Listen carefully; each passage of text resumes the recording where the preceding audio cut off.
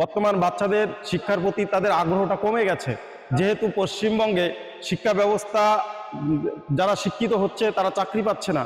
পশ্চিমবঙ্গে যে স্বৈরাচারী সরকার চলছে তারা চাকরির বদলে ভাতা দিয়ে পশ্চিমবঙ্গে মানুষকে বিভ্রান্ত করার চেষ্টা করছে। প্রাথমিক বিদ্যালয়গুলোতে শিক্ষকদের শিক্ষা দেওয়ার প্রতি আগ্রহ কমে যাচ্ছে, এবং এমনিতে তো অভিভাবকরা যে বাচ্চাদের স্কুলে পাঠাবে তাদের সেই আগ্রহ কমে যাচ্ছে, কারণ বাচ্চারা স্কুলে গিয়ে পড়াশোনা করে কি করবে?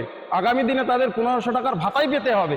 তাই আজকে পশ্চিমবঙ্গে যে রাজ্য সরকারটা চলছে তারা তাদের প্রতি মানুষের একটা বিতৃষ্ণা তৈরি হয়ে গেছে, এবং সাধারণ মানুষ বর্তমান বাচ্চাদের শিক্ষার প্রতি তাদের আগ্রহটা কমে গেছে, যেহেতু পশ্চিমবঙ্গে শিক্ষা ব্যবস্থা যারা শিক্ষিত হচ্ছে তারা চাকরি পাচ্ছে না।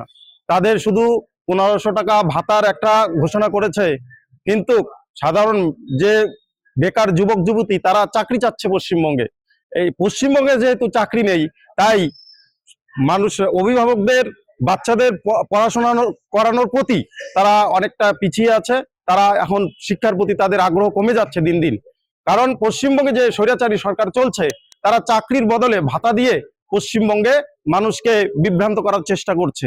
তো মানে সরকারি স্কুলগুলোতে যেমন শিক্ষক নেই, আর যারা শিক্ষক আছে অনেক শিক্ষক যারা অযোগ্য টাকা দিয়ে চাকরি পেয়েছে, তারা আজকে অনেক সময় অনিশ্চয়তার মধ্যে থাকে, স্কুলে গিয়ে তারা পড়াশোনা করায় না, কারণ তারা জানে যে কোনো মুহূর্তে চাকরি চলে যেতে পারে।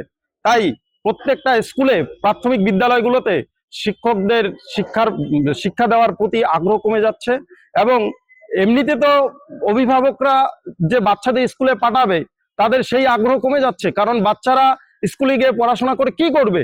আগামী দিনে তাদের 1500 টাকার ভাতাই পেতে হবে।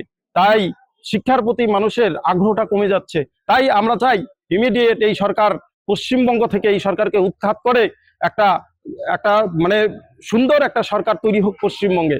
তাই আগামী দিনে যেন ভারতীয় জনতা পার্টি সরকারে আসে, আমরা সেই লক্ষ্যেই আমরা আগামী দিনে মতদান করব, ভোট প্রদান করব।